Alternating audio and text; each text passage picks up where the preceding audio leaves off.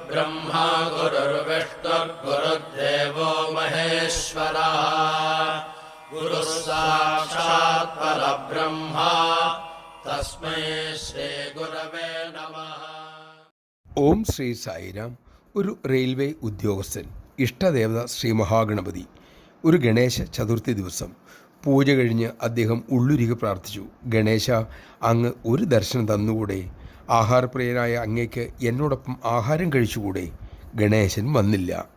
ഭക്തൻ ആഹാരം വിളമ്പി കഴിക്കാൻ തുടങ്ങിയ സമയം വാതിലിൽ ഒരു മുട്ട് കേട്ടു.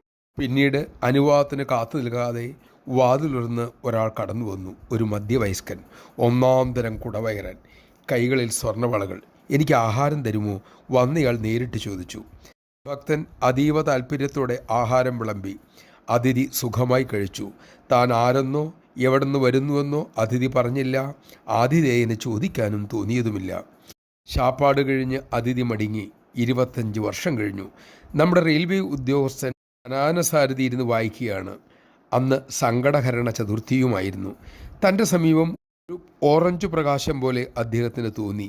തലയുയർത്തി നോക്കി. മുന്നിൽ ഭഗവാൻ ബാബ. അദ്ദേഹം ഉടൻ തന്നെ നമസ്കരിച്ചു. പാദം തടവി. ഭഗവാനരുളി, നിനക്ക് ഇഷ്ടപ്പെട്ട രൂപത്തെയും നാമത്തെയും മുറുകെ പിടിച്ചോളൂ. സംശയത്തിനും ഭയത്തിനും ഇടയേ വേണ്ട.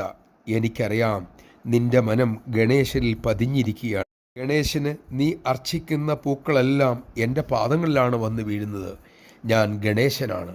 എല്ലാ ദേവതകളും ഞാൻ തന്നെ. 25 വർഷം മുമ്പ് നിന്റെ നിഷ്കളങ്കമായ പ്രാർത്ഥനയിൽ സന്തുഷ്ടനായി വന്ന ആ തടിയൻ കുടവയറൻ ഞാൻ തന്നെയായിരുന്നു. നിന്നോടൊപ്പം ആഹാരം കഴിച്ച് അന്ന് നിന്നെ ഞാൻ ആനന്ദത്തിൽ ആറാടിച്ചു. ജയ് സായിരാം. അന്ന് ആ ഭക്തന് കുടവയറിനായി ദർശനം കൊടുക്കുമ്പോൾ സ്വാമിക്ക് 11 വയസ്സ്. അന്ന് സായിബാബയാണ് താൻ എന്ന പ്രഖ്യാപനം പോലും ഉണ്ടായിട്ടില്ല എന്നോർക്കുക. അതിനുശേഷം 4 വർഷത്തിന് ശേഷമാണ് അവതാര പ്രഖ്യാപനം ഉണ്ടായത് തന്നെ. ഏത് നാമത്തിലും രൂപത്തിലും വിളിച്ചാലും കേൾക്കുന്നത് ഭഗവാൻ തന്നെ. ആ അറിവുണ്ട് എങ്കിൽ നാം ഒരിക്കലും നാമത്തിൻ്റെയും രൂപത്തിൻ്റെയും പേരിൽ ശണ്ഠ ഉണ്ടാക്കുകയില്ല.